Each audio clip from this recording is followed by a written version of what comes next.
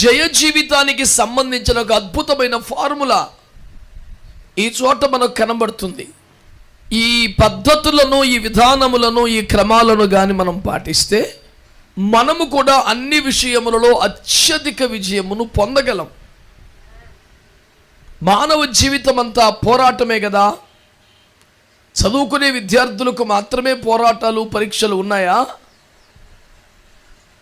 నేటి తగలబడిపోయిన పాపిష్టి విద్యా వ్యవస్థలో విద్యార్థుల కన్నా వాళ్ళ తల్లిదండ్రులకే ఎక్కువ పరీక్షలు ఉన్నాయని చెప్పడం అబద్ధమేం కాదు.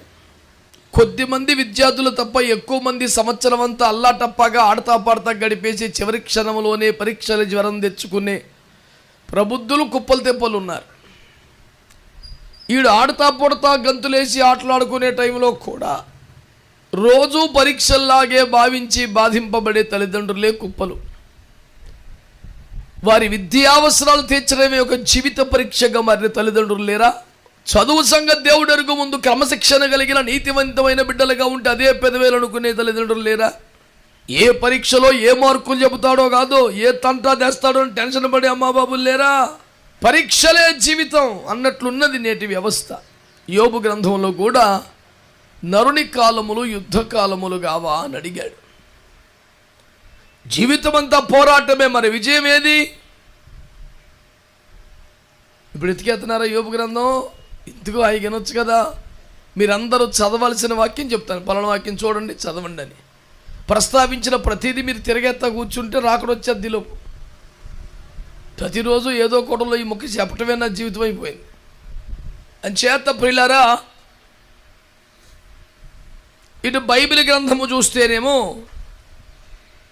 రెండవ మరణం అనే నరకం తప్పాలన్నా, అగ్నిగంధకములతో మండుచున్న గుండము తప్పాలన్నా జయించిన వాడికే అంటది. మరుగైన మన్నా తిందామన్నా జయించిన వాడికే, జీవవృక్ష ఫలం తినాలన్నా జయించిన వాడికే, కనీసం ఒక తెల్ల రాయి దాని మీద కొత్త పేరు పొందాలన్నా జయించిన వాడికే, ఓ తెల్లని వస్త్రం పొందాలన్నా జయించిన వాడికే, ఇక ఆలయంలో స్తంభం అవ్వాలన్నా, అందులో సింహాసనమే పొందాలన్నా, దాని మీద ఒక కిరీటం రావాలన్నా, ఏం కోరినా బ్రతుకంతా పరీక్షల కాలమే, పోరాటాల కాలమే అనేది వాస్తవం. భవిష్యత్ అంతా జయించిన వాడికి అన్నది సత్యం. ఇది పోరాటం తప్పేది కాదు, అది వచ్చేట్టు కనపడతలేదు. అందుకే ఈ కూటం మానవ ప్రయత్నంతో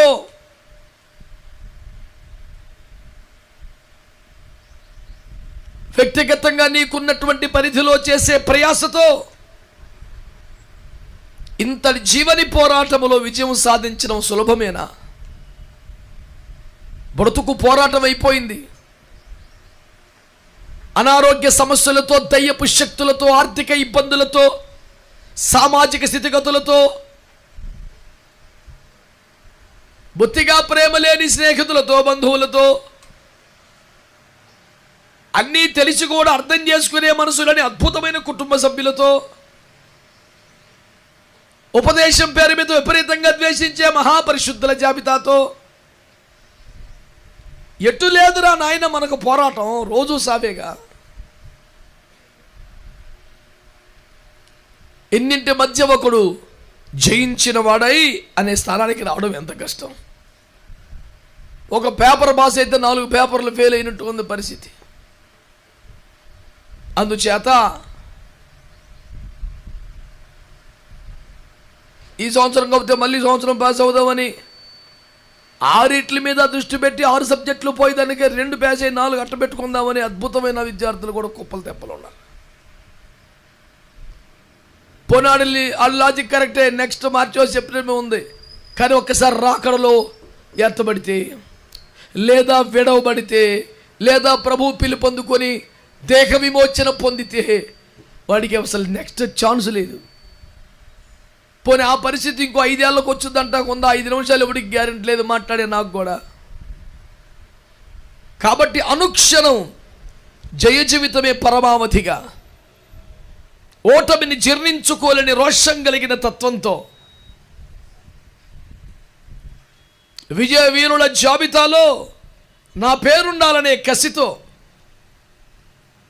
ఏ సందు గందుల్లోంచి, తలుపుల కిటికీల్లో నుంచి కూడా ఓటమి కారణం మన ఇంట జ్వరబడనీయని తీవ్రమైనటువంటి మెలకువగలిగిన స్థితితో మనందరము కూడా జయ జీవితం కోసం పాటుపడాలి, ప్రయాసపడాలి, దేవుని కృప పొందాలి.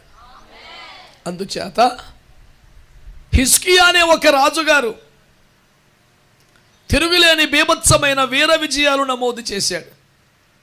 అతని విజయాల రేటు ఎలా ఉంది అంటే, అతడు పోయిన చోట్లెల్లా జయించచ్చు అనండి ఆ మాట. విద్యార్థుల భాషలో చెప్పాలంటే అటెంప్ట్ చేసిన ఏ ఎగ్జామ్ అయినా ఆడి టాపు. స్తోత్రం. వ్యాపారుల భాషలో చెప్తే పట్టిందల్లా బంగారం. స్తోత్రం. సేవ ప్రాంత భాషలో చెప్పాలంటే అడుగుపెట్టిన ప్రాంతములు స్వాస్థ్యం. హల్లెలూయా. ఇక ఓటమి లేదు మనిషికి. అతడు పోయిన చోట్లల్లా విజయము పొందుతూ వచ్చాడు.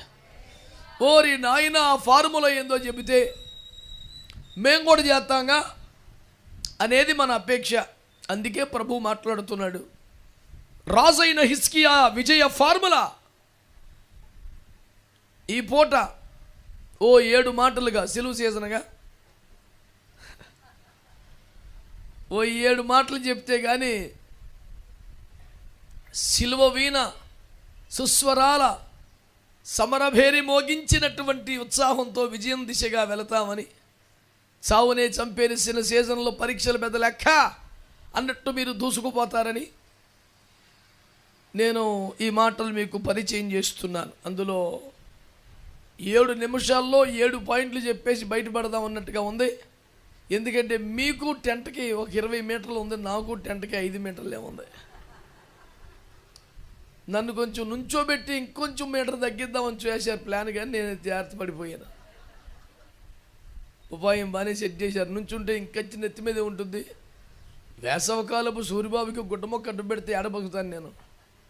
కానీ ప్లాన్ చేశారు మంచి పవర్ఫుల్ రేకులు పెట్టి. కానీ దేవుని కృపలో నేను కొంచెం హైట్ తగ్గి కొంచెం ఉపాయంగా సర్దుకున్నాను. దేవునికి స్తోత్రం. ఈ చిటపట్లు, ఈ వేడి, ఈ గొడవ, ఈ గోత్రం ఇదన్నీ ముద్దించడానికి 2 యాంగిల్లో 2 కెమెరాలు పెట్టారు నాకు. చూద్దాం వీడు ఎట్ట చిటపట్లు ఆడతాడని. తీసుకో, నాకు ఏమైనా భయమా?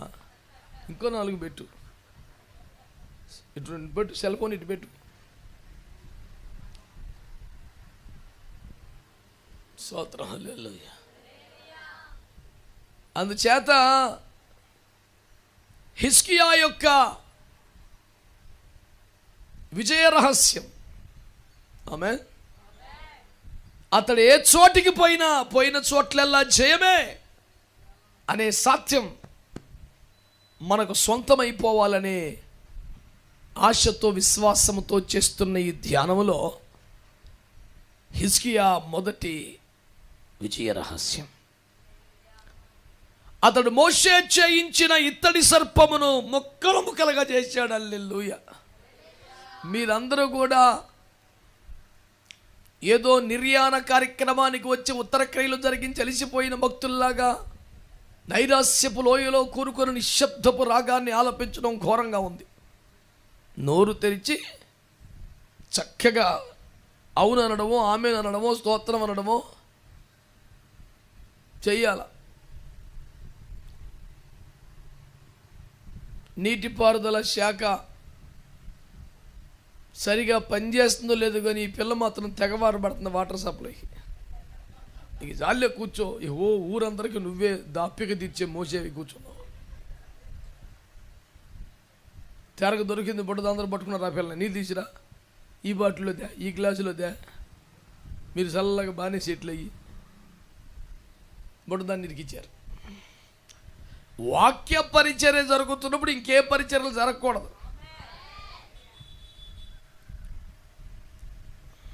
మొన్న ఊర్లో పాస్టర్లందరూ నన్ను తిట్టుకున్నారు. బూట్లు వేసుకొని నానా పెంటలు దొక్కి పాపిస్ట్ తిరుగులని తిరిగి ఒక 50 మంది పాస్టర్లు అన్ని బూట్లు వేసుకొని చెప్పులు వేసుకొని స్టేజ్ ఎక్కి దర్జాగా ఆ పాపిస్ట్ బూట్లు కాలు మీద కాలు వేసుకొని ఊపుతున్నాడు ఒకడు. అంతపాటి కష్టపడిపోయి వచ్చినందుకు ఆ బాబుకి వాక్య పరిచయం జరుగుతుండగా ట్రైన్ నిండా టీలు పట్టుకొచ్చారు. ఈ 50 మందికి పంచుతాకి టీ తాగుతా సప్పరించుకుంటా వాక్యాన్ని వినని. దేవుని కృపలో ఒక కసురు కచ్చుకుంటే ట్రీ మొత్తం పడిపోయినాయి. కృప ఏంటంటే ఆడు వల్ల టీ పోయిందని అంటే పోయిందయ్యా అన్నాడు. దేవుని చిత్తం కాదు, వెళ్ళిపోరా. హల్లెలూయా. హిజ్కియా విజయ రహస్యాలలో మొదటి మాట చెబుతున్నాం. అతడు మోషే జయించిన ఇత్తడి సర్పాన్ని చిన్న భిన్నం చేశాడు, తునాతునకలు చేశాడు. చిత్రం ఏమిటంటే వేరే మతస్థులను, వేరే కులస్థులను, వేరే విశ్వాసాల వారిను, వారి మనోభావాలను ఇలా చేశాడు హిజ్కియా అని చెప్పడానికి అవకాశం లేకుండా మోషే చేయించిన ఇత్తడి సర్పాన్ని ముక్కలు చేసి పారేశాడు. ఇదేంద్రో వాళ్ళ పెద్దోడు చేసిన దాన్ని పడగొట్టాడు వీడు, వాళ్ళ నాయకుడు చేసిన దానికే తేడా వచ్చాడు ఎందులో అనుకోవడం తప్ప అపార్థం చేసుకోవడానికి ఇంకేమీ లేదు ఇక్కడ. నేను చెప్పేది కూడా అదే. క్రైస్తవులారా, పాస్టర్లారా, దేవుని బిడ్డలారా, ఒక విధానం కానీ, పద్ధతి కానీ, కట్టడ కానీ ఏదైనా ఎందుకు ప్రవేశపెట్టబడింది, దాని ఉద్దేశం ఏంటి, పర్పస్ ఏంటి, దాని కాల పరిధి ఏమిటి, అది అమలులో ఉందా, ఎక్స్పైర్ అయిపోయిందా, ఏమీ సొయ్యి లేకుండా మా వాళ్ళు చేశారు, పితరులు చేశారు, మేము ఇప్పటికీ అదే బూడిద పూసుకుంటామంటే బుర్ర పని చేయక్కర్లేదా? ముందు ఈ నాశనం చేయి, నీకు జయం వస్తే, లేకపోతే అంతే బూడిదే బూడిదే బూడిదే. నేనేమన్నా మర్మంగా చెప్తున్నానా? నాకు రాంది అది ఒకటిగా, కొండ బద్దలు కొడతామే. ప్రభుకి స్తోత్రం, మీ అందరికి వందనాలు. నా మాట అర్థమవుతుందంటారా? ఈతమట్లన్నీ దాచి సురక్తమే చేయం. అన్ని ఈతమట్లు అటక మీద దాచే బదులు రోజుకో 50 రూపాయలు దాచిన పిల్లల కష్టాలను తీరును కదరా. ఈతమట్లన్నీ దాచి అందులో పాము జరబడద్దో ఏం జరుగుతాయో దేవుని స్తోత్రం. టెన్షన్గా సంవత్సరం అంతా బతికి ఏదైనా పాము జరబడి దాన్ని బతికెత్తానికి, దాన్ని బయటికి తీసుకొస్తానికి కర్రకి గుడ్డ చుట్టూ కేసాలు రాసి రెడీ పెట్టుకున్నాడు. అసలు అంత మరుగెందుకు పెట్టావు? అటుకు మీద పెట్టాడు. ఇక ఆ తారీఖు రాగా ఏదో బుధవారం అంట, అట్టంటక నా పేనం అప్పకట్టనానులే. నాకు తెలిసి ఏది చెడిపోయిన మంగళవారం కానీ, బూడిదైపోయిన బుధవారం కానీ లేదు. రోమా 14లో ప్రతి దినము మంచిదని రాశాడు. నువ్వు ఒక రోజును పట్టుకొని చచ్చిపోయిన రోజున యేసుప్రభు శిలువలో చచ్చిపోయిన రోజు కూడా మంచి శుక్రవారం అంటే వీడు ఒక తారీఖు పెట్టి దాన్ని బూడిద బుధవారం అంటే నాకు ఎట్టదు పొద్దుపాను.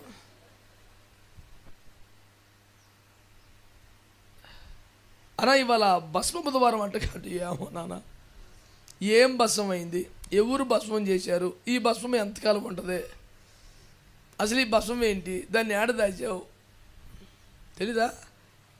లాస్ట్ ఇయర్ మట్లాధారం చేయాలా నువ్వు అన్నాడు. చేయలా అన్న. ఇన్ని ఆదివారం, ఒకటి మట్లాదివారం ఉందంట, ఇంకోటి తట్లాదివారం ఉందంట, ఇంకోటి సమాధి ఆదివారం ఉందంట, ఒకసారి పేడ ఆదివారం ఉందంట. ఎవడు రాయుడు పేడ తట్ట, చీపురి కట్ట, ముగ్గు పుట్ట పట్టుకొని పొద్దున పోతున్నాడు సమాధుల కాడికి. ముందు తుడిచి, తర్వాత అలికి, తర్వాత ముగ్గు పెట్టి అక్కడే ప్రార్థన చేసి అతడు ఏమని, ఈ సమాధిని అయినా నేను అలంకరించాను కానీ నా బతికెట్టగా తగలబడింది.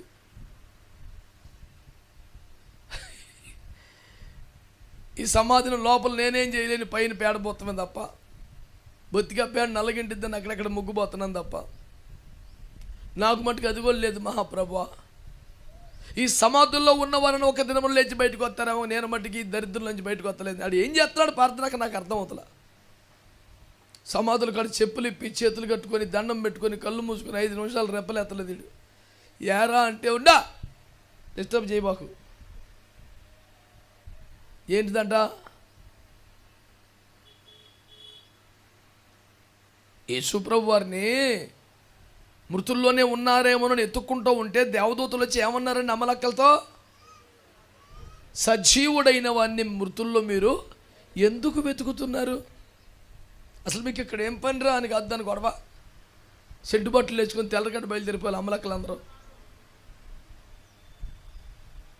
మామూలుగా పొద్దున్న లేచేవాళ్ళు కాదంటే వీళ్ళు.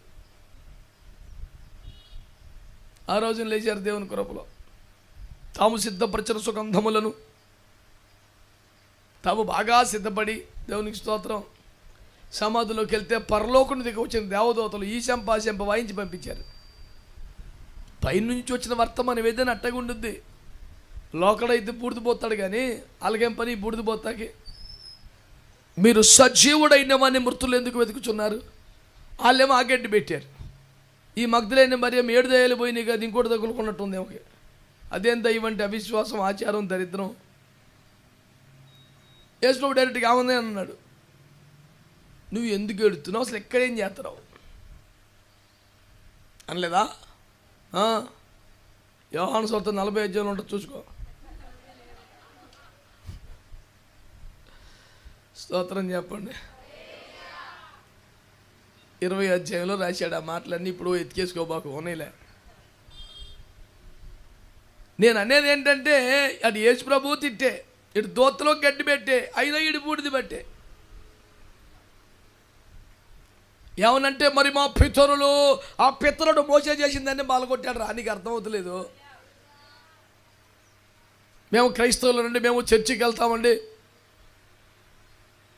మా కుటుంబము గత 3 టర్ములుగా ఎంతగానో సేవలు అందించిన కుటుంబం. సేవలు అందించడం అంటే ఏంటి? మా కుటుంబము 3 తరములుగా సంఘపు సేవలో తరించామన్నాడు కదా. 3 తరాలుగా ఈడు చేసిన సేవ ఏంటి చెప్పు నాకు. 3 తరాలుగా ఈడి ఫ్యామిలీ మెంబర్సే కుటుంబంలో, చర్చిలో, కమిటీలో వెళ్తున్నారు. అది ఆడు చేసిన సేవ. 3 తరాలుగా ఈడి చర్చి కట్టాడా, 10 ఆత్మలు సంపాదించాడా, సల్లరిపోయిన తెచ్చాడా, దిగజారిపోయిన బలప. ఈడు ఏంది నా చేసిన సేవ? ఇంకెవరిని గెలవనివ్వకుండా ఆడే వెళ్తున్నాడు.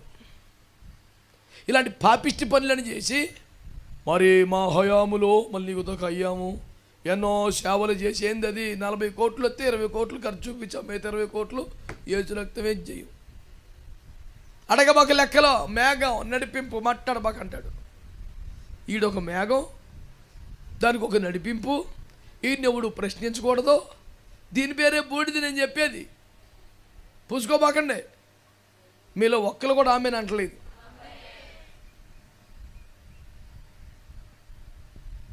ఈ యాసకాలం నీ పక్కనోడికి ఇబ్బంది రాకుండా కొంచెం పౌడర్ అన్న పూసుకో, కానీ ఈ బూడిది మాత్రం పూసుకోబాకు. దేవునికి స్తోత్రం. ఏం చేశారండి హిజ్కియా గారు? ఇశ్రాయేలు ప్రజలకి మోషే గౌరవనీయుడా కాదా? గొప్ప దైవజనుడా కాదా? 30 లక్షల మందిని ఒక్కసారి ఒక్క చేత్తో విడిపించడం అంటే, ఒక్క డెక్క కూడా విడబడకుండా విమోచించడం అంటే, 30 లక్షల మందికి ఒక్క రోజున బ్యాప్టిజం సర్వీస్ కండక్ట్ చేయటం అంటే, 40 సంవత్సరాల పాటు 30 లక్షల మంది ఎడారిలో అన్నం పెడతాం, నీళ్ళు ఇవ్వటం, నీడలు పెట్టడం, వెలుతురు ఏర్పాటు చేయటం. ఓ బాబాయ్ పేపచ్చని మినిస్ట్రీ ఎవడు మర్చిపోతాడండి ఆయన్ని? అంత పెద్ద దైవజనుడి సేవనే సరిగ్గా అర్థం చేసుకొని, ఆ సందర్భం ఏంటో గమనించి, ఇది ఇప్పుడు అవసరం లేదని అర్థం చేసుకుని, దీనివల్ల అపార్థాలు జరుగుతున్నాయని తేడా వస్తుందని గుర్తుపెట్టి ముక్కలు ముక్కలు చేసి పారేశాడు.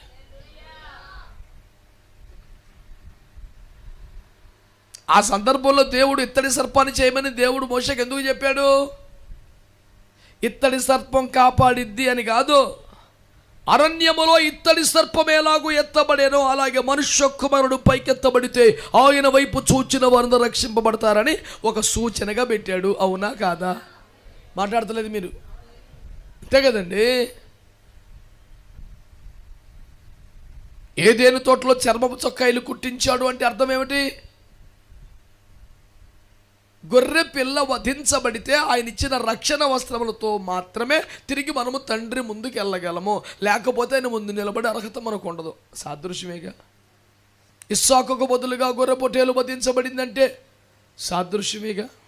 మాట్లాడతలేదు మీరు.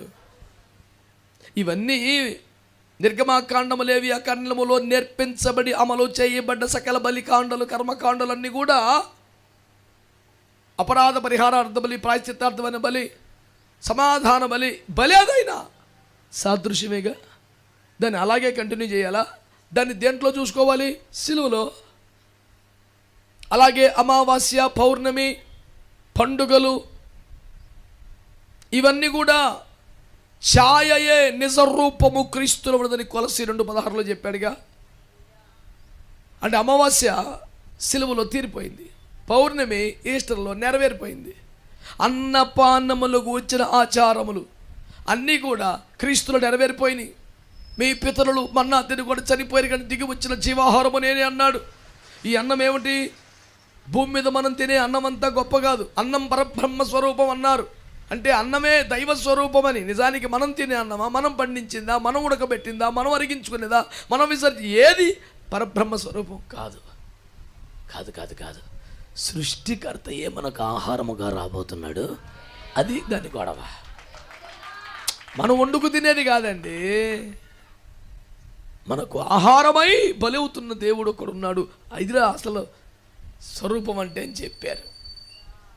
ఇవేమీ కూడా పట్టించుకోకుండా మా మోసే ఇతర సర్పం పెట్టాను నేను పెడతానని.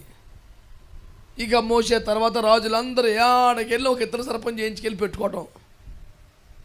చూశాడు ఇదంతా కరెక్ట్ కాదురని ముక్కలు చేసి పడేశాడు. లైఫ్ టర్నింగ్ అక్కడ వచ్చింది, విజయాలు అక్కడ స్టార్ట్ అయినాయి. ప్రభుకు స్తోత్రం చెప్పండి. హల్లెలూయా. వేరొక మతము కానీ, కులము కానీ, ఆచారము కానీ, విశ్వాసమును కానీ ఆక్షేపించడానికి కానీ, విమర్శించడానికి కానీ ఎవరికి లైసెన్స్ లేదు.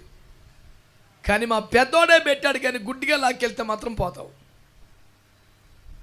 ఇక్కడ మోషే మీద గౌరవం లేదన్నట్టు అర్థమా? కాదు. మోషే పెట్టిన ఇత్తడి సర్పం దేనికి?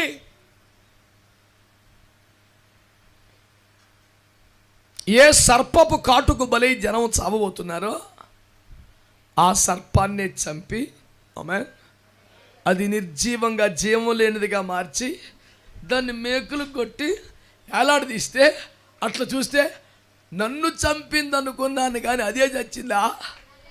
ఇప్పుడు దాంట్లో జీవం లేదా? అది ఇప్పుడు నన్ను ఏం చేయలేదా? అది మేకులు కొట్టబడిందా? అది పైకెత్తబడిందా? అమ్మయ్య నేను బతికిపోయినట్టే అనే విశ్వాసం ఎవడికి వచ్చుద్దో ఆడల్లా బతుకుతాడు.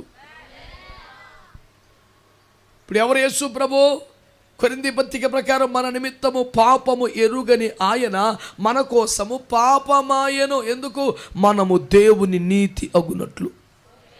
అంతేగా రాసింది అక్కడ. మనము దేవుని నీతి అగునట్లు పాపం అయ్యాడట. ఇదేందిరా నాయన? పాపం చెయ్యలేదట, పాపం అయ్యాడట. ఇదే విచిత్రం. మనం పాపపు కాటుకు బలయ్యాం, పాపానికి బలయ్యాం. పాప విషమే లోపట ఉన్నది, అదే మరణానికి దావిస్తుంది. ఈ చచ్చిపోతున్న దశలో, మరణపు ఛాయల్లో, పాతాళపు కోరల్లో, మృంగబడుతున్న గడియలలో ఒక సిలువ మీద అరణ్యములో ఇత్తడి సర్పము పైకెత్తబడినట్లుగా ప్రభువైన యేసుక్రీస్తు వారు పైకెత్తబడ్డారు. మనల్ని కాటేసిన పాపమే ఇప్పుడు మేకులు కొట్టబడింది, ఇప్పుడు పైకెత్తబడింది, వేలాడుతున్నది. పాపమునుకున్న బలము విరిచివేయబడింది, దాని అధికారము కొట్టివేయబడింది, దానికి మన మీద ప్రభుత్వం లేకుండా చేయబడింది. ఆ సిలువను చూసినప్పుడల్లా ఇప్పుడు పాపానికి నా మీద ఏలుబడి లేదు, దానికి శిక్ష విధించబడింది, దానికి ప్రాయశ్చిత్తం జరిగిపోయింది, జరిమానా అయిపోయింది, దాని బలము కొట్టేశాడు, దాని ప్రభుత్వం ఇక లేదని ఆ సిలువను చూసినప్పుడల్లా మనకు గొప్ప ధైర్యం, నిరీక్షణ, నూతన శక్తి కలుగునట్లుగా సిలువ వేయబడిన క్రీస్తును చూడాలి, చూసి రక్షణ పొందాలి, ధైర్యం తెచ్చుకోవాలని ఈ సూచనగా ఆ ఇత్తడి సర్పాన్ని పైకెత్తే ఆయన రానే వచ్చేసాడు, సిలువ వేయబడిపోయాడు. ఇంకా నువ్వు ఇత్తడి సర్పం నుంచో పెడితే నీకేందిరా పని? క్రీస్తు పూర్వం 1000 సంవత్సరాలు ఇసుక చెత్త కొట్టి పసా ఇదంతా సాదృశ్యం. దీనికి ఎంటకాలు పడతారండి మీరు? ఈ రాబో దినములో ప్రభువైన యేసుక్రీస్తు వారు ఈ విధంగా దేవకుమారుడు, సృష్టికర్త, ప్రధాన శిల్పి, జనితైక కుమారుడు, అద్వితీయ కుమారుడు, ఏకైక దేవుడు శరీరమును దాల్చి వచ్చి ప్రాణం పెడతాడు, ఇలా పైకెత్తబడతాడు. నాకు సూచనగా పెట్టాడు. నీకు దండం పెట్టమని కాదు, అది చికాకుబడి దాన్ని ముక్కలు చేసి పడేశాడు. ఆత్మ సంబంధమైనటువంటి విషయమును, భావమును, క్రమమును అర్థం చేసుకోకుండా శరీర సంబంధమైన, లౌకికమైన, మనుష్యులందరూ నడుచుకొనుచున్న పద్ధతిలో ఏదైనా ఆచారమును కానీ, సాంప్రదాయమును కానీ, క్రైస్తవ భక్తిని ఆ రకంగా మారిస్తే అది నీకు నష్టం, అది నీకు శాపం, అది నీకు ఓటమి, అది నీకు ఇబ్బంది. అలాంటి దాన్ని ఏదన్నా ఉంటే మొక్కలు చేసి అవతల పడేసేవ బతుకుతావు. లేదా ఇక నీ ఇష్టం, దేవునికి స్తోత్రం. అబద్ధమైన లేదు అనొచ్చుగా. అడుగుతామేక మీరు పెద్ద పోస్ట్లో కూర్చున్నట్టు నేను అంతా బతుకు పాడైపోయి మీ దగ్గరికి వచ్చి దండం పెట్టి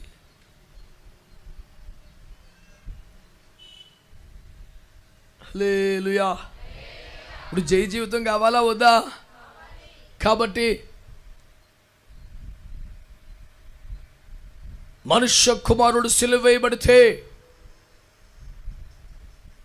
సిలువ వేయబడిన యేసు వైపు చూసి రక్షణ పొందాలి, శక్తి పొందాలి, దేవుని పొందాలని వాక్యం చెబుతుంటే దానికి సాదృశ్యముగా ఎత్తబడిన ఇత్తడి సర్పాన్ని చూస్తూ ఆచారములలో బ్రతుకుచున్న వారిని హిజ్కియా సరిచేసే ప్రయత్నం చేశాడు. వారు ఆ విధంగా దారి తప్పే అవకాశమున్న ఇత్తడి సర్పాన్ని ముక్కలు చేశాడు. నేనంటున్నాను, ఈ దినమున నీ జీవితంలో ఏదైనా క్రీస్తుకు బదులు క్రీస్తు స్థానములో నిలబడిన విగ్రహం ఉన్నదా? అనవసరమైన, వ్యర్థమైన, కొట్టివేయబడిన, ఆచార సంబంధమైన, పదార్థ సంబంధమైన, బలిరూపకమైనటువంటి కర్మకాండలు ఉన్నాయా? దినములు, మాసములు, సంవత్సరములు, ఉత్సవ కాలములు వంటి ఆచారములు, మూఢనమ్మకములు, నిర్జీవక్రియలు ఉన్నాయా? వాటన్నిటినీ పడగొడితేనే నీకు జై జీవితం. లేకపోతే నువ్వు పొద్దున్న లేచి దాన్ని అది నిన్ను చూసుకుంటూ కూర్చోటం ఏముండదు. ఇంకోటం బండ మీద సర్పపు జాడ, అది బండ మీదకి వచ్చి వెళ్ళిపోతేనే దాని జాడలు గుర్తుపట్టిన పరిశుద్ధాత్ముడే చూసుకోరా వచ్చిపోతుంది పాము అంటుంటే వీడు ఇత్తడి సర్పాన్ని పెట్టి కూర్చుని ఏమనంటే మా మోషే పితరుల పేరు చెప్పి, పరిశుద్ధుల పేర్లు చెప్పి, దైవజనుల పేర్లు చెప్పి వారి భావాన్ని, వారి భాషను, వారి సమర్పణను, వారి ప్రత్యక్షతను, వారి ఆత్మీయతను పట్టించుకోకుండా ఏదో ఒక ఆచార సాంప్రదాయంతో నెట్టుకొచ్చే అడ్డగోలు పిచ్చి పిచ్చి బుద్ధి లేని భక్తి చేసి దానికి యేసయ్య పేరు చెప్పి మీరు నష్టపోయి లేనిపోని మాటలు చెప్పొద్దని ప్రభు పేరట మీ అందరికీ నేను మనవి చేస్తున్నాను. మారు మనస్సు కలిగిన వారు, అంగీకరించిన వారు ఏదో ఒకటి అనండి. హల్లెలూయా. ఏమైనా ఉద్దేశం ఉందా? అలాంటి నుంచో పెట్టే ఉద్దేశం మాకంత తెప్పలేముంది, ఆల్రెడీ ఉన్నాయిగా ఇంట్లో ఉండి ఆ ఫోటోలు మోషే నిలబెట్టిందని.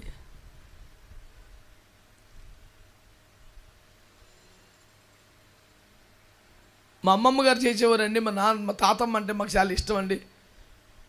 మా తాతయ్య గారు చాలా గౌరవంగా కొనసాగించారండి. నువ్వేదన్నా ముట్టుకోక దాన్ని ముట్టుకోబాకు. హిజ్కియా మీదకి వచ్చిన దేవుని రోషపు ఆత్మ నీకు రావాలి. ముక్కలు ముక్కలు చేసి అవతల పడేలేసి ఇంకో రూట్లోకి వద్దాం.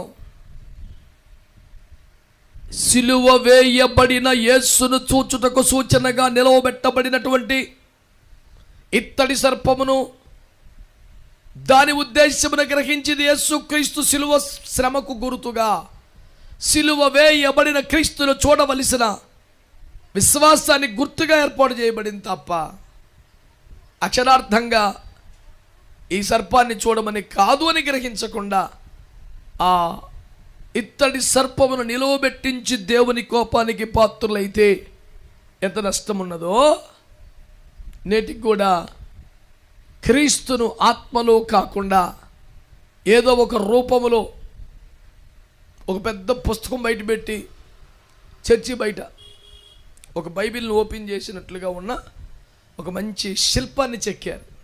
అంత సిమెంట్తో చేసింది, తెరిచిపెట్టిన బైబిల్. దానికి 2 లైట్లు సెట్ చేశారు, మంచిగా అద్దాలు గది కట్టారు, ఎప్పటికీ తాజాగా ఉండేలాగా. వచ్చిన వాళ్ళందరూ దానికి దండం పెట్టుకుని వెళ్ళిపోతుంటే ఒట్టికి దండం పెట్టుకుంటే నాకేం ఉపయోగం అని ఆడ సందా పెట్టాడు. దేవుని కృపలో ఖర్చులకు బాగానే వస్తున్నాయి వీడికి. ఇదేంటిరా విగ్రహారాధన చేపిస్తున్నావు జనాలతో నేను అన్నా. ఊరికా విగ్రహారాధన అంటావేంటి? వాక్యమే దేవుడై ఉండను, అక్కడ పెట్టింది వాక్యం. ఏమాట్లాడుతున్నావు నువ్వు అని నా మీద కలపడిపోయాడు.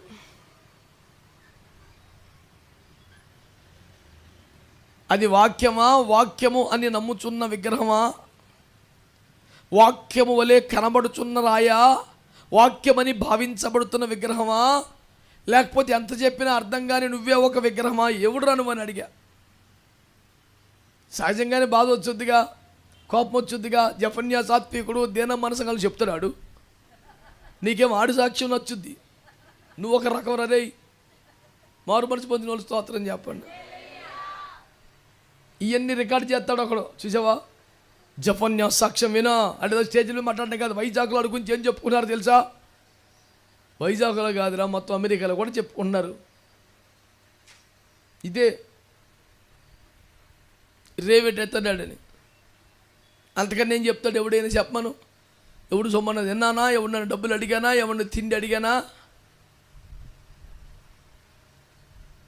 లేదా రాజకీయంలో ఉన్నానా, వ్యభిచారంలో ఉన్నానా, దొంగతనం ఉన్నానా, అక్రమ సంబంధం ఉందా, ఏం మాట్లాడతాడు? ఎవడైనా నన్ను తిడతాడనేగా. మళ్ళీ అది కూడా చెప్తున్నాను, ఎవరినైనా వ్యక్తిగతంగా ఎప్పుడైనా అన్నామా, పలాని వారి పేరు పెట్టి మాట్లాడామా? కొంతమంది పెద్దయ్య గారులు, వారి మీద నాకు అపారమైన గౌరవ మర్యాదలు ఉన్నా ఎవడెవడో చెప్పిన మాటలు నిజంగానే నేను అన్నాను అనుకొని భావించి నా మీద కోప్పడ్డారు. కోప్పడితే కూడా నేను స్పందించలేదు, ఎందుకంటే పెద్దోళ్ళు ఓ మాట అంటే తప్పేమి లేదు, ఆశీర్వాదమే. నేనేం దాన్ని రిప్లై ఇచ్చే, కౌంటర్ ఇచ్చే ప్రయత్నం చేయాలి. అయ్యో పెద్ద ఆయన కోపం వచ్చింది మాటలు పోన్లే, తప్పేముందలే, నేనైతే అనలేదుగా.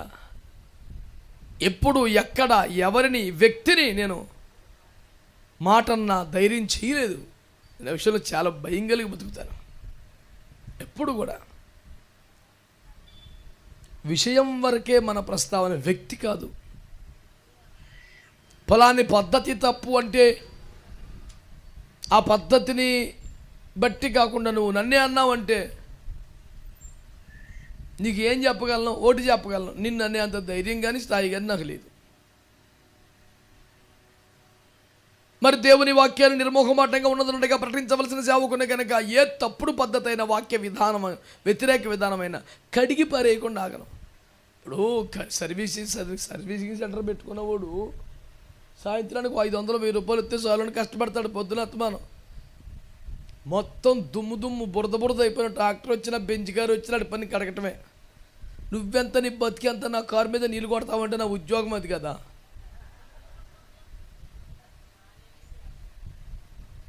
సర్వీసింగ్ సెంటర్ కడక్కేం చేస్తాడు?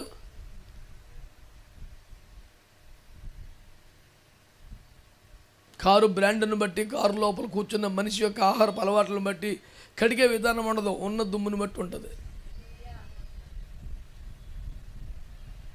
నేను కూలి పని చేసి పోతున్నానండి, క్లాస్ 4 వాడిని, కడుక్కొని ఉండను. నన్ను యజమాని సాయంత్రం ముద్దాడతాడు, వచ్చిన కార్లలో గడిగితే సర్వీసింగ్ సెంటర్లో పెడితే కార్లు కడుగుతా, పెట్రోల్ పంపులో పెడితే కాలుకి ఆయిల్ కొడతా, టైర్లు కొట్టుకట్టు పెడితే ప్యాచ్ చేస్తా, పని చేసుకు బతుకొని నేను. మీరు ఇంత పెద్ద పెద్ద కార్లు కొనుక్కొని ఓనర్లు అయ్యింది, కూలోడి మీద పడతారైంది. మీరందరూ మహానుభావులు, చాలా గొప్పలు. మీ అందరికీ వందనాలు. మీకు కూడా అట్టు చూస్తారా? శాంతం వినే ఓపిక లేక తిడతమే కానండి అయ్యగారులు. ఇంటి అసలు వాళ్ళని గౌరవించినట్టుగా, వాళ్ళని గనపరిచినట్టుగా, వాళ్ళు వెనకాల తిరిగే బ్యాచ్ కూడా వాళ్ళని ప్రేమించడం, గౌరవించడం. ఇదే వెనకాల తిరుగుతారు, ఇదే అసలు నాలంటే వాళ్ళని ఎక్కువ ప్రేమించి గౌరవించేది. వెనకాల బ్యాగ్ పట్టుకుని ఉండాలి, బ్యాగులోకి తీసుకుంటారు తప్ప ఉచితే ఇస్కరియోతు బ్యాచీలు.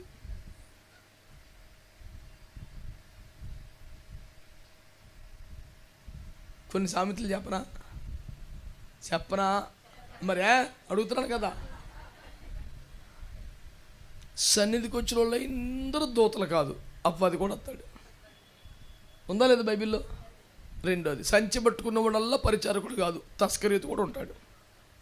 ఇలాంటి సామెతలు బోల్ రాజా నేను. వాటికి సృష్టికర్త నేను కాదు, ఉన్నారు కర్తలో. నేను చూసి స్ఫూర్తి పొంది రాశా. మా అన్నగారు వాళ్ళందరూ ఎండలో మాడిపోతుంది. ఇట్లా నా ఎదురుకుండా నాకు 3 కుర్చీలు వేసారు, తండ్రి కుమార పరిశుద్ధాత్మకి. ఆ పెద్ద గుళ్ళు వేసినట్టు 3 కుర్చీలు వేసి ఏ క్లాస్ తెల్ల గుడ్డ కప్పించాము.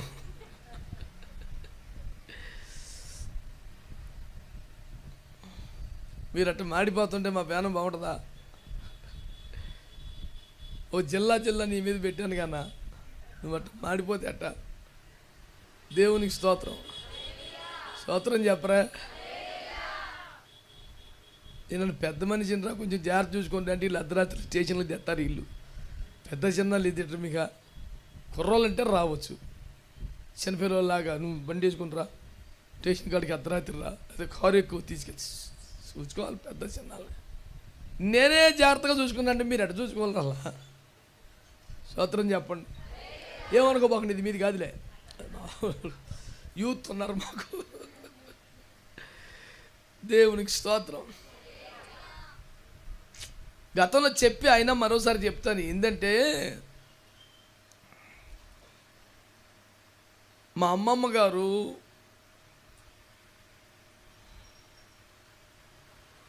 పది మంది పిల్లలంట మా మమ్మీ వాళ్ళు. అమ్మమ్మ తాతయ్య మొత్తం 12 కంచాలు పూటకే. అందరూ కుటుంబ ప్రార్థన చేసుకుని వెంటనే భోజనాలు.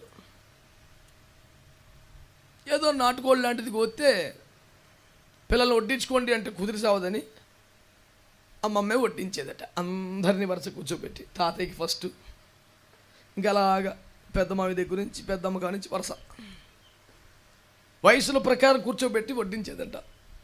రూబేను కాంచి బెన్యామిని దాకా కూర్చోబెట్టినట్టు. కోసింది ఒకే కోడి, వండింది ఒక్క మనిషే, ఒక్క దాకలో ఒక్క గరిటె. 12 మందికి ఒకే రకంగా పడిద్దా కూర చెప్పు? తాతయ్యకి పడి మరి తాతయ్యకి ఉంటుంది, పెద్దమ్మాయికి పడి పెద్దమ్మాయికి పడతాయి, చిన్న పిన్నికి పడి లెక్క ఉంటుంది. ఒకే కోడి, ఒకే కొండ, ఒకే గరిట, వడ్డించే మనిషి కూడా ఒక్కరే. కానీ అందరికి ఒకటే పడతాయా? పడకూడదు కూడా. చిన్నపిల్లడికి జాయింట్ ఎందుకు, పెద్దమాయికి వేయాల. స్తోత్రం చెప్పండి. కాబట్టి అదే డేక్షాలోంచి వడ్డించుకుంటూ పోతుంటే ఎవడికి పడి ఆడికి పడతాయి. వడ్డన పద్ధతి అది. ప్రభుకి స్తోత్రం. మీ అందరికీ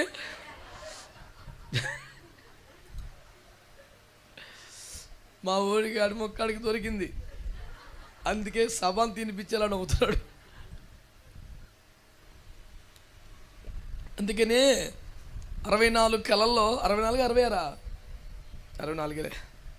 పుస్తకాలు, 64 కళల్లో వడ్డించడం కూడా కళ అంటారు. నేను ఫెయితముల వారానికి ఒక్క రోజు ఉంటాను, ఒక పూట ఖాళీగా ఎప్పుడైనా ఉంటాను. ఇవాళ అయ్యి ఇంటికాడ ఉన్నాడని మా పాస్టర్ అమ్మ ఈ భక్తుల కోసం ఏయో వండేస్తుంటుంది.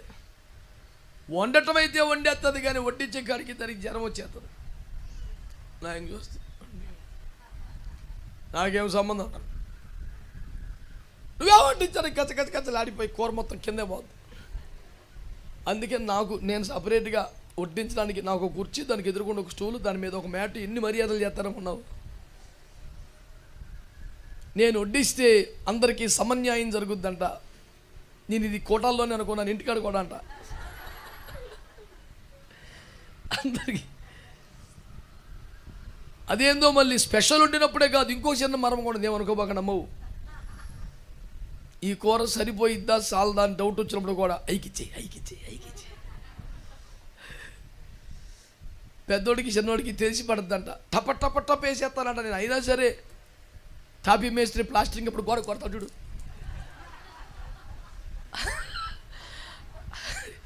అంత స్పీడ్కి వెళ్ళిన పెద్దోడికి చిన్నోడికి గరిటి కట్ట తెలిసిందండి అంటది. ట్రైనింగ్ ఇచ్చానులే. మరి పరిచర్లు అన్నీ జాగ్రత్త చేసుకోవాలి. మరి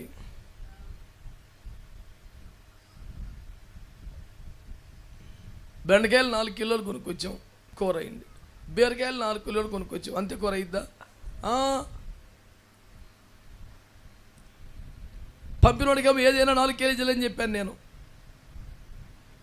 నాది పొరపాటే. బీరకాయ అయితే 5 తీసుకొని అనాలా, చెప్పలా. ఆడికి అంతకన్నా తెలియలేదు.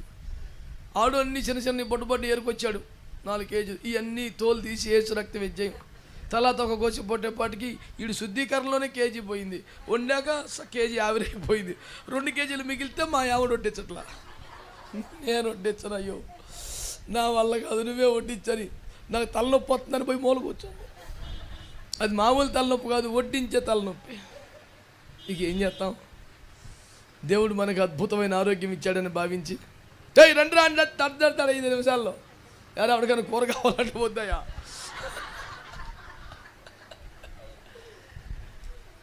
ఉరికే సరదాగా అంటున్నానులే.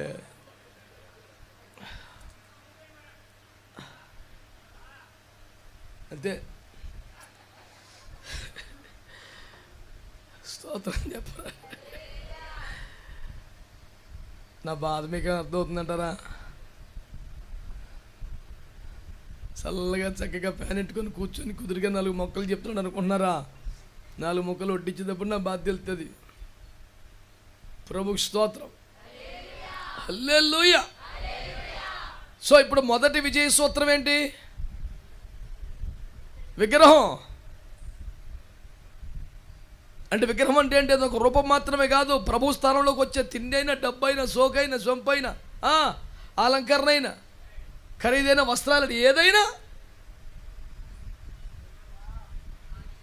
ఇత్తడి సర్పమును ఇసుకియా పగలగొట్టాక లైఫ్ అన్నాయి. నీ జీవితంలో ఏది విగ్రహంగా మారింది? తిండా, వెలుపటి అలంకరణ, వ్యక్తుల, లౌకిక ప్రేమల, ఏది? దాన్ని పగలగొట్టి దాన్ని నాశనం చేసి భక్తిలో ఒక మలుపు తిరిగితే నీ జీవితం గెలుపు ఆరంభమవుతుంది. దేవునికి స్తోత్రం కలుగునగా. హల్లెలూయా. కనుక పితరుల వల్ల వచ్చిన ఆచారములు కానీ, సాంప్రదాయములు కానీ, శరీర సంబంధమైన కానీ, విగ్రహముగా మారుచున్న తిండి కానీ, నిద్ర కానీ, బంగారము కానీ, వెండి కానీ, అలంకరణ కానీ, ఇంకేది కానీ నీ జీవితంలో ఉంటే నీకు గెలుపు రాదు. దాన్ని ముక్కలు ముక్కలు చేసేయి, నీకు లైఫ్ స్టార్ట్ అయితే. స్తోత్రం. రెండో మాట చెప్తాం. ఈ ఆశలు, కోరికలు, అలంకరణలు, విగ్రహాలు ఇవన్నీ తీసేసావు, బాగానే ఉంది. ఇక రెండో పాయింట్, 5వ వచనం.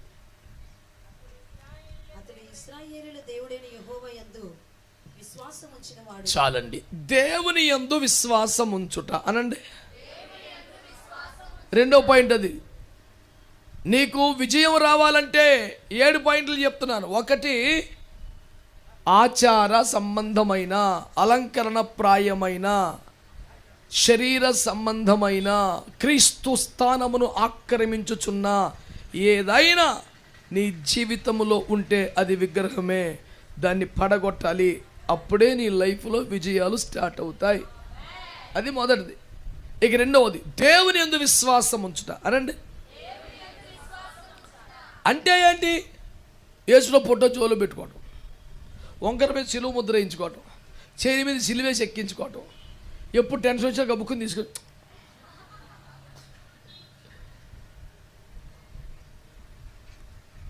అన్న ఒకటి చెప్పాడు నాకు, నాన్న ధైర్యంగా ఉంటాను, నువ్వేం భయపడకు, దేవుడు ఉన్నాడని చెప్తుంటే ధైర్యంగానే ఉంటానన్న, ఇదిగో అని తెచ్చిపించాడు. రూపాయి క్యాలెండర్ అది. మా సంతోష్ కుమార్ ప్రింట్ చేస్తాడుగా, ఒకవైపున క్యాలెండర్, ఒకవైపున యేసుప్రభు బొమ్మ. ఎత్తనావా యేసుప్రభు బొమ్మలో? పోయి వ్యాపారం జాగ్రత్తగా, నువ్వే విగ్రహాలు ప్రమోట్ చేసావు అనుకో, స్తోత్రం. వాక్యాలు పెట్టు, బొమ్మలు పెట్టబాకు. అది స్తోత్రం చెప్పండి. అదొకటి నేర్చారు. యువతల క్యాలెండర్ ఉంటుంది 12 మాసాలు, యువతల యేసుప్రభు బొమ్మ, రూపాయి స్టాల్స్కి పెట్టిన అమ్ముతారుగా. ఇక జోలో పెట్టుకున్నాడు. నువ్వు భయపడకు నాన్న, ధైర్యంగా ఉండి అంటే నాకు ధైర్యమేనా నా, ఇదిగో ఉందిగా.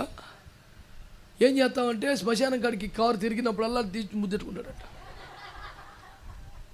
ఇది కారు కానీ బస్సు కానీ శ్మశానం వైపు వెళ్తే అమ్మో అని తీసి జేబులో ఉన్న పెన్ను పడిపోయిన టెన్షన్ పడ్డ, కానీ కార్డు పోతే రూపాయి టెన్షన్ పడతాడు. ఎందుకంటే శ్మశానం కాడి ధైర్యం ఇచ్చే కార్డు అది. దేవుని యందు విశ్వాసం ఉంచడం అంటే ఇలాంటి పనికి మాలిన పద్ధతులా? మీకు టపటప కొన్ని లెక్కలు చెప్తా. విశ్వాసం అంటే ఏంటో బాగా నాలుగు, అల్లాటప్ప ముచ్చట కాదు. అబ్రహాము దేవుని నమ్మాను, అది అతనికి నీతిగా. ఇప్పుడు అబ్రహాము దేవుని నమ్మటే ఏ రకమైన నమ్మకం అది? దేవుడు ఉన్నాడని తన వెతుకు వారికి ఫలమిచ్చు వాడు నమ్మవలను కదా, అది కాదు, ఇంకా ఎక్కువ.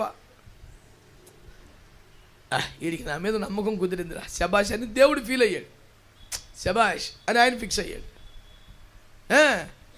ఇప్పుడు నీకు కూడా నమ్మకం ఉన్నట్టుగా ఆయన ఎట్లా ఫిక్స్ అవ్వాలి? దేన్ని బట్టి? సందా వేసావు కాబట్ట, పిడికిలు బియ్యం, కోడిగుడ్డు, అట్టిపండు తెచ్చావు కాబట్ట. నీకు విశ్వాసం ఉన్నట్లు దేవుడు ఎప్పుడు అంగీకరిస్తాడు? లెక్క ఏంటి దానికి? ప్రమాణం ఏంటి? కొలబద్ద ఏంటి? స్కేల్ ఏంటి? కొలపాత్ర ఏంటి చెప్పు. అబ్రహాము దేవుడు నమ్మాడదే సూపర్. నువ్వు కూడా నమ్మేవా? ఎట్టా? రుజువేంటి? అబ్రహాము దేవుడిని నమ్మినప్పుడు దేవుడి మాట విన్నాడు. ఏమిటది? నువ్వు లేచి స్వజనమును, తండ్రి ఇంటి వారిని అందరిని విడిచి నిన్ను చూపించే దేశానికి బయలుదేరు బాబు అన్నాడు. దేవుని మాట మీద నమ్మకం ఉంది కాబట్టి స్వజనమును స్వదేశమును అందరిని విడిచి ఎక్కడికి వెళ్ళాలో తెలియని ప్రయాణానికి బయలుదేరాడు. ఇప్పుడు అంశం ఏంటి? విశ్వాసం అంటే దేవుని నమ్మటం అంటే ఆయన మాటపై ఆధారపడటం, ఆయన నడిపింపుకి అప్పగించుకోవటం. ఆయన వదిలేయమన్నా వదిలేయాలి, ఎక్కడికి ప్రయాణం చేయమంటే అక్కడ ప్రయాణం చేయాలి. ఎప్పటికి వెళ్తామో తెలియదు, ఎప్పటికి ఎంతసేపు పడుతుందో, ఎట్ట వెళ్తామో, దారిలో ఏమొస్తాయో, మధ్యలో ఖర్చులు కష్టాలు ఏం తెలియదు.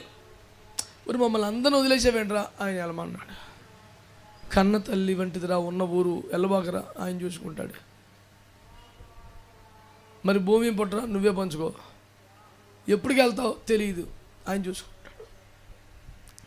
అబ్రహాము నమ్మటం అంటే ఏదో హృదయంలో కాస్త విశ్వాసం రావటం, వీలు కుదిరితే చర్చికి పోవడం, ఆ రకం కాదు. అబ్రహాము నమ్మింది ఎలాగంటే దేవుని కొరకు ఏదైనా ఎంతైనా వదులుకొని బయటకు వచ్చి అంత నమ్మాడు. మాట్లాడితేనేమో అబ్రహాము యొక్క విశ్వాస వారసులము నువ్వు ఎట్టయితావు? నువ్వు వదిలిపెట్టింది ఏమి లేదు, అన్ని పొందినవి ఏమన్నాయి లాభాలు,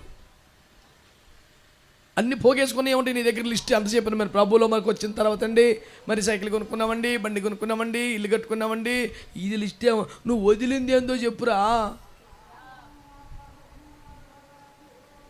అబ్రహాము విశ్వాసం వదిలిందా కాదా? మాట్లాడరేంటి?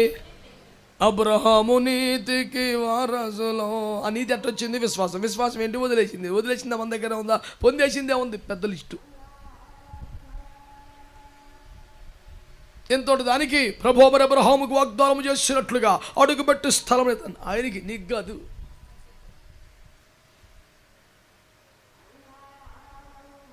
నీకు ఎట్ట వర్తించదు? నన్ను వదిలిందేమీ లేదుగా. పొదుగుకులో చదువుకున్నవాడికి ఎంసెట్లో ర్యాంక్ వచ్చేది, కానీ క్లాసులు ఎగ్గొట్టి సినిమాకి పోయినోడికి, స్టడీ ఎవరు మనిషి క్రికెట్ ఆడినోడికి ఏమవుతుంది? దుమ్ము దూలు తప్ప ఉంటేనేండా. సింపుల్, క్రికెట్ ఆడితే క్రికెటే వచ్చుద్ది, సినిమాలు చూస్తే ఆ నాటకాలే అబ్బుతాయి. అందులో ఎట్ట అబద్ధం వాడు, ఎట్ట మేనేజ్ చేశాడు, ఎట్ట గోడ దూకాడు, ఇవే వస్తాయి. ఆడికి చూసింది అదేగా. చదువుకున్నవాడికి మార్కులే వస్తాయి. ఎవడేం చేస్తే అదేగా వచ్చేది. నువ్వు కోడిగుడ్డు కూర వండితే అది బిర్యానీకి ఎందుకు మారిద్ది? నువ్వు వండి తెచ్చింది అది. నువ్వు క్లాసులకి వెళ్ళకుండా నువ్వు మళ్ళీ పనులని చేసి. అబ్రహాం విశ్వాసం అంటే ఏంటి? దేవుని కోసం, ఆయన మాట మీద నమ్మకంతో అన్నీ వదులుకొని ఎక్కడికి వెళ్ళమంటే అక్కడికి వచ్చాడు. ఎన్ని బాధలను ఎదుర్కొన్నాడు. విశ్వాసం అంటే ఏదైనా ఎంతైనా వదులుకొని నడిపింపుకు అప్పగించుకొని సాగితే దాన్ని ఏమంటారు?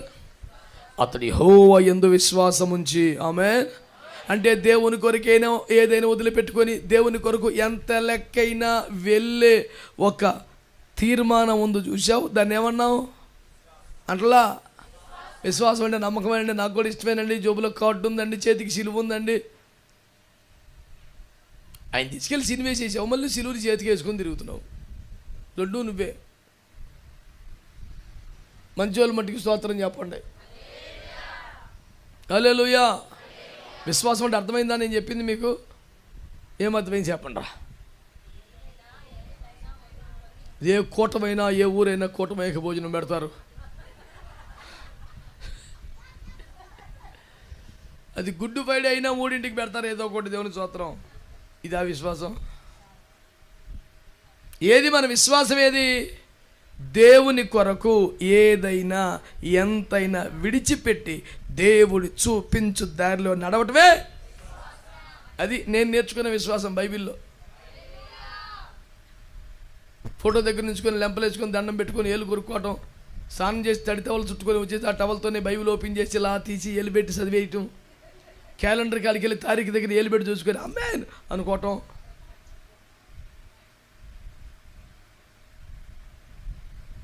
ఈ బాబుతో విశ్వాసం అయితే నాకు రాలా. అబ్రహాం విశ్వాసమే ప్రాక్టీస్ చేశా. స్తోత్రం చెప్పరు. రెండో విశ్వాసం చెప్తా.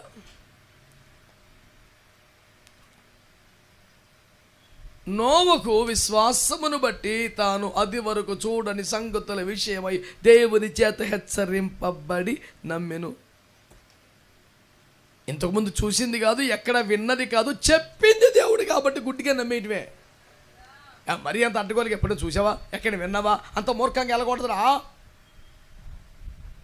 మోరిస్ సెరులు అనే దైవజనుడు అంటాడు, faith doesn't requires any reasoning అంటాడు. విశ్వాసం అనేది ఉంటే దానికి లాజిక్లు రీజనింగ్లు అక్కర్లా, నమ్మటమే. ఇంక లేనిపోయి మాట్లాడ బాగు, అది కరెక్టేనని. కానీ ఈడు చెట్టవడేక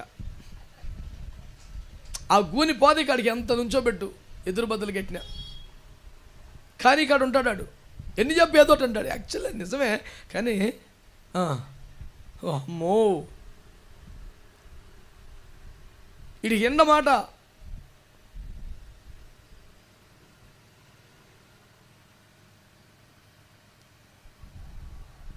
తానది వరకు చూడని సంగతులు గురించి హెచ్చరింపబడ్డవాడై నమ్మేశాడు. వర్షమా, ఆకాశం నీళ్ళు రావటమా, చుక్కలు పడతాయా, ఏంది ఇది అని అందరూ అంటున్నా. ఏమన్నా నాకు కూడా తెలియదు, కానీ ఆయన చెప్పాడు కదా, ఆయన చెప్పాడు కాబట్టి నమ్ముతాను. ఎప్పుడు వినందైనా, ఎక్కడ జరగిందైనా, ఎవడు ఒప్పుకుందైనా, చెప్పింది దేవుడైతే నమ్మేయాలవు. అలాగైతే దాని పేరు విశ్వాసం. నమ్మి దానికోసం వర్కౌట్ చేశాడు, కష్టపడ్డాడు. మూడోది, నావ బయలుదేరింది, తుఫాన్ వచ్చింది, తెరసాపు చిరిగిపోయింది, దోణి మునిగిపోయే మూమెంట్కి వచ్చేసింది. ఇక చచ్చిపోతామేమో అన్నంత ఆందోళన వచ్చేసింది. ఆ క్షణంలో ప్రభువా నశించిపోతున్నామని ఏడ్చారు. అప్పుడు లెగిసి ఏమనాలా, వైఫ్ హియర్, ఐఎమ్ హియర్ అనాలిగా. నేనున్నానుగా, నీకు ఎందుకు టెన్షన్ అనాలా. ఆయన ఏమన్నాడు, మీకు ఇంకా నమ్మకం లేదా, ఇంకా ఎందుకు ఉంటుంది, ఇంత ఉంది, గాలికి సగం పోయింది, తెరసాపు చినిగిపోయి ఇంకొంచెం పోయింది, మునిగిపోతున్నప్పుడు ఇంకా పోయింది, ఇంకా ఏంటి ఎంత బాగానే ఉంది. ఆయన అనేది అదే, నువ్వు బయలుదేరినప్పుడు ఏదుందో మునిగిపోయే మూమెంట్లో కూడా అదే ఉంటేనే. ఏంట్రా కొంచెం తగ్గినట్టుంది అంటే అనలా, అట్లా అనలా. అసలు ఏంట్రా ఇంకా నమ్మకం లేదా, ఇంకా ఎందుకు ఉంటుందంటే ఆ మాట ఎప్పుడో రాలా. ఓ సచ్చినోడు బతికించి గుడ్డోని బాగు చేసి గుడ్డోడికి చూపించి బేబచ్చం చేసేయారా, ఇంకా నమ్మకం లేదంటే ఇప్పుడు ఉంది ప్రభా అంటాడు. తుఫాన్ రప్పించి, గాలి రప్పించి, తెరసాపు చింపేసి, దోని ముంచేసి ఇంకా నమ్మకం లేదంటే ఎందుకు ఉంటుంది. నీకు అర్థమైంది లాజిక్. ఇలాంటి పరిస్థితుల్లో కూడా యాత్ర ప్రారంభించినప్పటికే ధైర్యం, విశ్వాసం ఉండిందో, తుఫాను వచ్చినా, తెరసాపు చినిగిపోయినా, ధోని మునిగిపోయే మూమెంట్ వచ్చినా అదే కంటిన్యూ అయితే దాని పేరు విశ్వాసం అంటాడు. 3 ముక్కలు చెప్పాక విశ్వాసం అంటే మీకు ఏంటో, ఏంటది, జేబులో వేసి బొమ్మ, శ్మశానం వద్ద, అదేనా.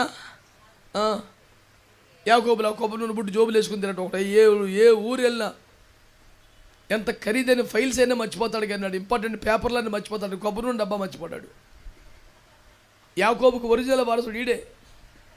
ఆ డబ్బా పట్టుకుని తిరుగుతాడు ఈడు, ఎక్కడ రాయి కనపడితే పోసేస్తాడు దాని మీద. ఎట్టకారం పడక ప్రార్థన చేసిన నూనెది. ఓరి నాయనా, నీ విశ్వాసం యేసుప్రభు మీద చేసాలా, నూనె మీద ఏంది ఇది.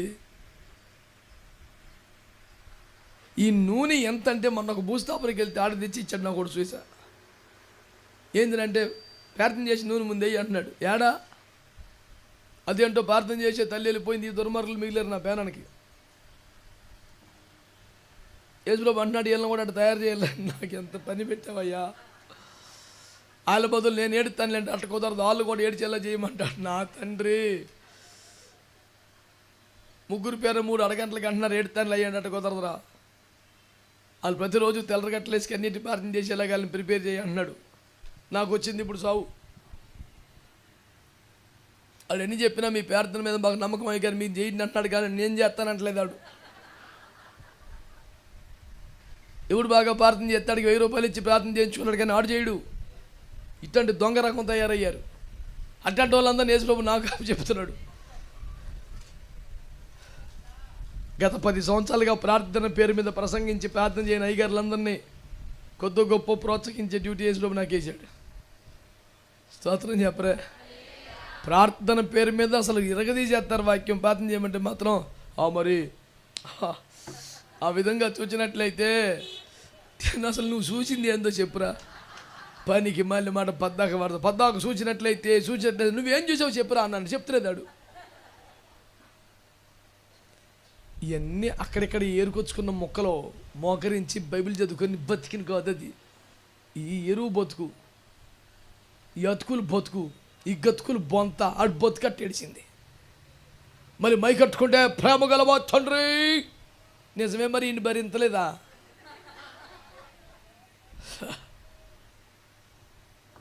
దయ అనేది, కృప అనేది, జాలి గలదేవి ఎన్ని వాడితే నేను ఇంకోటి మర్చిపోయామన్నాను. ఏంటి చెప్పని అన్నాడు. దీర్ఘశాంతము గలవాడని వాడు. నీకు అది కరెక్ట్ అసలు? లేదా ఈ పాటిగా నువ్వు ఎప్పుడో ప్రభు నందు అది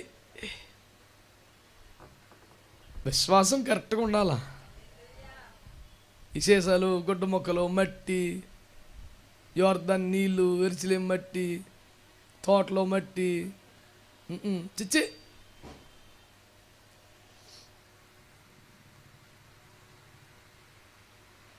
దేవుని కొరకు ఏదైనా ఎంతైనా వదిలి ఎక్కడికైనా బయలుదేరే పద్ధతి ఉంటే దాని పేరు ఏమంటారు? ఇట్టగే రాసుకో. ఏదైనా ఎంతైనా వదిలి ఎక్కడికైనా ప్రయాణం చేసే సమర్పణే తీర్మానమే విశ్వాసం. నమ్మటం అంటే అది. ఆయన ఉన్నాడు చూసుకుంటాడు, నమ్ముకుంటే మరి బయలుదేరు. నువ్వు సేఫ్ జోన్లో ఉండాలా. చెమటట్టకూడదు. చర్చిలకు వచ్చిన ఫ్యాన్ చూసుకొని ఎవరిని చూసి వందనాలు చెప్పడు.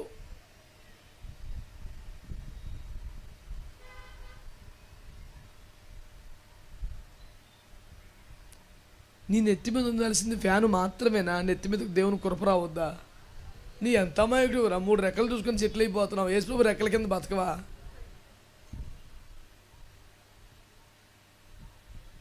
నేను చెప్పింది నీ ఫ్యాన్ గురించి. మీరు ఏదో అర్థమైతే దుర్మార్గం అని. విలేకరులు ఎక్కువైపోయారు నా ఫ్యానానికి. స్తోత్రం. హల్లెలూయా. స్తోత్రం చెప్పారా? అది రెండోది ఏంటి?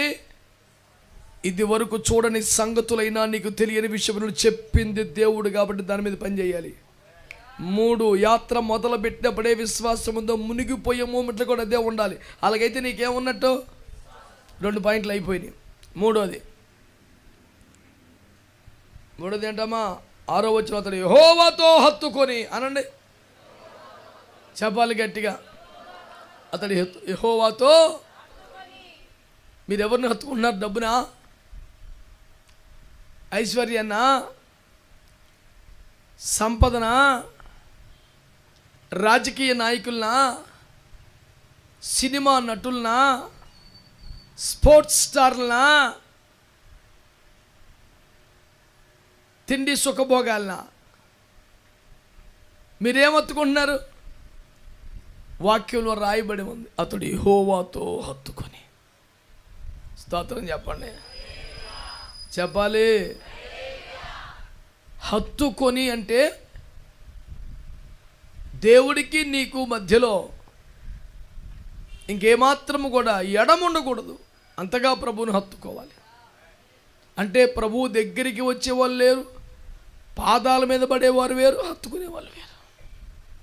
అది ప్రేమకు, స్నేహానికి, ఏకమైపోవడానికి సూచనగా చెప్పబడుతుంది. దేవునికి నీకు మధ్యలో బంధువులు వస్తున్నారా? స్నేహితులు వస్తున్నారా? డబ్బులు వస్తున్నాయా? అది కరెక్ట్ కాదు. దేవుని హత్తుకోవాలి అనండి. చాలామందికి అమ్మ నాన్న కంటే కూడా ఫ్రెండ్సే ముఖ్యం. ఫ్రెండ్స్ కోసం అమ్మ నాన్నలు వదిలేసి రోడ్డు ఎక్కేసే వాళ్ళు బోల్డ్ మంది ఉన్నారు. వాడికి ఇంటిని, వాడికి డబ్బుని, వాడికి భవిష్యత్తుని ఇన్ని రకాలుగా సమకూర్చిన తండ్రి కన్నా, పెంచి పెంచేసిన తల్లి కన్నా, వీడికన్నా బాగా చెడిపోయిన పనికి మాలిన స్నేహితుడు మాత్రం వీడికి ఇంపార్టెంట్. చాలా చెడ్డ పద్ధతి, తప్పుగా. నువ్వు హత్తుకోవాల్సింది దేవుణ్ణి. అతడు యెహోవాను హత్తుకున్నాడు. యోహాను పత్రిక, మొదటి 7వ వచనంలో కూడా ఆయనతో మనం అన్యోన్య సహవాసం చేయాలని చెప్పబడింది. అన్యోన్యంగా ఉండాలి, ప్రభుతో చాలా క్లోజ్గా ఉండాలి, చాలా దగ్గరగా ఉండాలి. పొద్దుగోకలు ఆయనతోనే మన అనుబంధం ఉన్నట్లుగా ఉండాలి, చాలా అన్యోన్యంగా ఉండాలి. అలా అయితే నీకు విజయాలు లభిస్తాయి. ఆదివారం ప్రార్థనకు వచ్చో, కష్టం వస్తే మొక్కుబడి చేసుకోను, అలా ఉంటే కాదు. ఒకటి, విగ్రహ సంబంధమైన ఆచార సంబంధాలను, మూఢనమ్మకాలని, వ్యర్థమైన వాటిని పడగొట్టాలి. రెండవది, యెహోవా యందు విశ్వాసం ఉంచాలి. మూడవది, యెహోవాను హత్తుకోవాలి. దేవునికి స్తోత్రం చెప్పండి. నాలుగవది కాస్త సంక్లిష్టం, వెంబడించుటలో వెనుక తీయక అనండి. ఆరంభంలో చక్కగా వెంబడిస్తారండి, కష్టం వచ్చినప్పుడు బాగా వెంబడిస్తారండి, క్రమక్రమంగా వెనకడుగు వేస్తారు. మా చిన్నప్పుడు మా సంఘానికి ఒక సహోదరి వస్తే, వివాహమైన చాలా కాలం తర్వాత కూడా సంతానం లేదని బాధపడుతుంటే, అమ్మగారు నాన్నగారు సంఘమంతా వారి కోసం ప్రత్యేక ప్రార్థనలు చేస్తే దేవుడు కనికరించి వారిని దర్శించారు. వారికి 2 బిడ్డల్ని ప్రభు దయచేశారు. చర్చికొత్త మానేసింది. నాన్నగారు పోయి, అదేందమ్మా చర్చికి రావట్లేదు అని దర్శించి అడిగితే, పిల్లలతో సాగట్లేదయ్యా. ఇప్పుడు పిల్లల నుంచి దేవుడు తప్పు చేశాడంటావా? అయ్య బాబాయ్, చాలా మేలు చేశాడు. మరి నువ్వేం చేస్తున్నావు? నాకు రావాలనే ఉంటుంది గారు, కుదురుతలేదు, పిల్లలతో కుదురుతలేదు.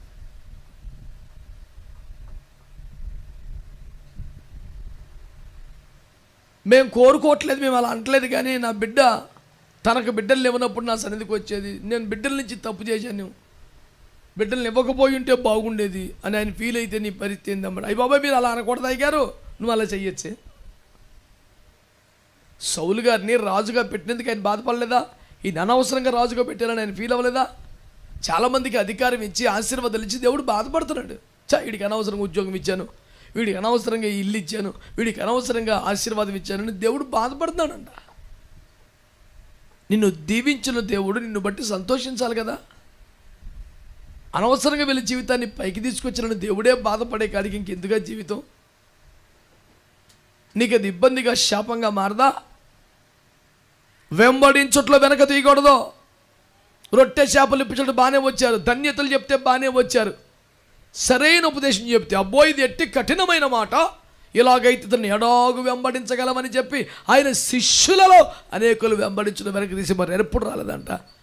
వెనక్కి వెళ్ళిపోయిన వాళ్ళు ఎవరు తెలుసా? శిష్యులే, దారే పోయేవాళ్ళు కాదు. ఎందుకు వెళ్ళిపోయారు? ఆయన దగ్గర మహిమ దక్కిందా, శక్తి దక్కిందా, పరిశుద్ధుల తేడా వచ్చిందా, సాక్ష్యం పోయిందా? ఉపదేశం కఠినంగా మారిందట. మరి చిన్నపిల్లలకి పెట్టినట్టే చచ్చిపోయిందాక పెడతామా? చిటికెడంత ఉప్పేసి అసలు బొత్తిగా కారం వేయకుండా చప్పటి పప్పు 2 నెయ్యి సుక్కలేసి పెట్టేస్తాం. పెద్దయ్యాక ఆవకాయ తగలాలి, వేసి రక్తం వేసి దాని తర్వాత మొదటి ముద్దే, తర్వాత ముద్దలు దేవునికి స్తోత్రం. చాలా ఉంటాయినన్నా. ఈడేమో ఈ రకంగా కుంభాలు లాగించేస్తుంటాడు. ఆత్మీయ విషయాలకు వస్తే మాత్రం చిన్నప్పుడు పెట్టిన ఆ పప్పు, ఆ నెయ్యి, ఆ ముద్ద, ఆ ధన్యతలు, ఆ దీవెనలే చెప్పాలా. ఎప్పుడైతే సరైన సరుకు తీశాడో యేసు రక్తమే చేయం, ఆయన వెంబడించుట్లో వెనుక తీసి మరి ఎప్పుడు రాలేదంటే ఇంకా. ఇప్పుడు దానికి ఎందుకు కొట్టేవరా సప్పట్లో? వెంబడించుట్లో వెనుక తీసి మరి ఎప్పుడు రాలేదంటే యేసు ప్రభు దగ్గరికి వాళ్ళు. నా మాట అర్థమైందా?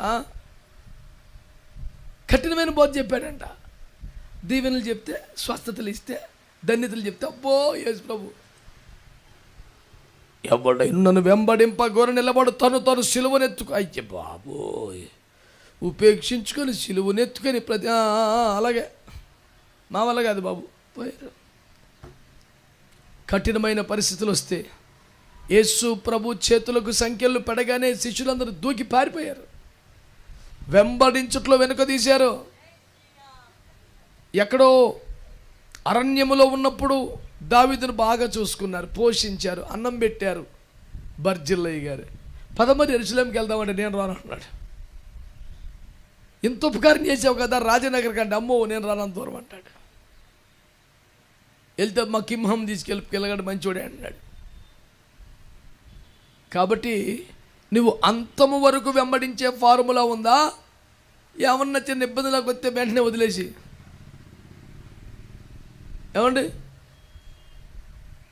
ప్లేట్ మార్చేసే వ్యవహార విధానం ఉందా? శ్రద్ధగా మీరు గమనించాలని నేను ప్రభు పేరిట కోరుతూ ఉన్నాను. ఆ తర్వాత 9వ పాయింట్ మరి హల్లెలూయా. 5వ పాయింట్ అంటండి, ఆయన ఆజ్ఞలన్నిటినీ గైకొనుచుండెను అనండి. చాలామంది నమ్మకంగా చర్చకు వస్తారు, వాడికి ఏం చెయ్యాలనిపిస్తే చేస్తాడు, ఏమి ఇవ్వాలనుకున్నది ఇస్తాడు, కానీ దేవుడు ఏం ఆజ్ఞాపించాడో ఇది చేసే భక్తి ఇతడికి ఉండదు. చాలామంది అలాగే ఉంటారు. తనకు పాటలు పాట విషయం కాబట్టి పాడతాడు, ప్రార్థన వచ్చి కాబట్టి చేస్తాడు, 10 రూపాయలు ఉన్నాయి కాబట్టి వేస్తాడు. కానీ అసలు దేవుడు నాకు ఏం ఆజ్ఞాపించాడు, నా నుండి అసలు దేవుడు ఏం కోరుకుంటున్నాడు? దేవుడు అడిగింది ఆశించింది ఏంటి?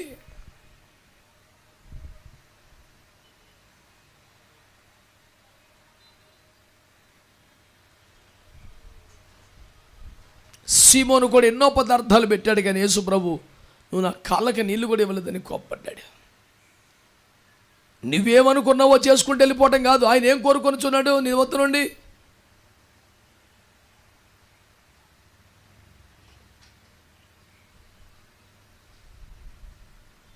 ద్వితీయోపదేశ కాండములో దేవుడిని ఏమడిగాడు చెప్పాడు 8వ అధ్యాయంలో.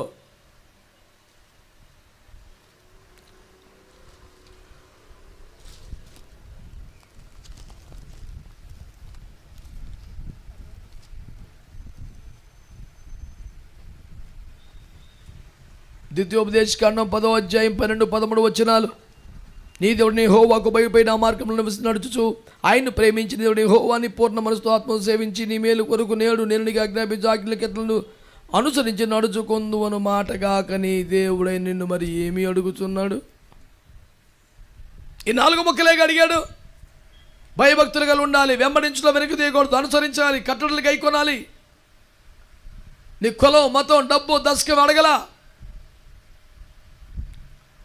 కనుక ఆజ్ఞలు గైకొనాలి. ఆజ్ఞల మొత్తం 2 ముక్కలు చెప్పాడు. ఒకటి, నీ పూర్ణ మనసుతో, పూర్ణ బలముతో, పూర్ణ హృదయంతో, శక్తితో, వివేకంతో దేవుణ్ణి ప్రేమించాలి. నిన్ను నువ్వు ప్రేమించుకున్నట్టుగా నీ పొరుగువాన్ని. కనుక ఆజ్ఞలు గైకొనుటనగా ప్రేమ పూర్ణమై బ్రతకడమే. ఆ తర్వాత దేవునికి స్తోత్రం. తర్వాత ఏం చేశాడంట? పోయిన చోట్లెల్లా దేవుడు అతనికి తోడుగా ఉన్నాడు కనుక స్తోత్రం చెప్పండి.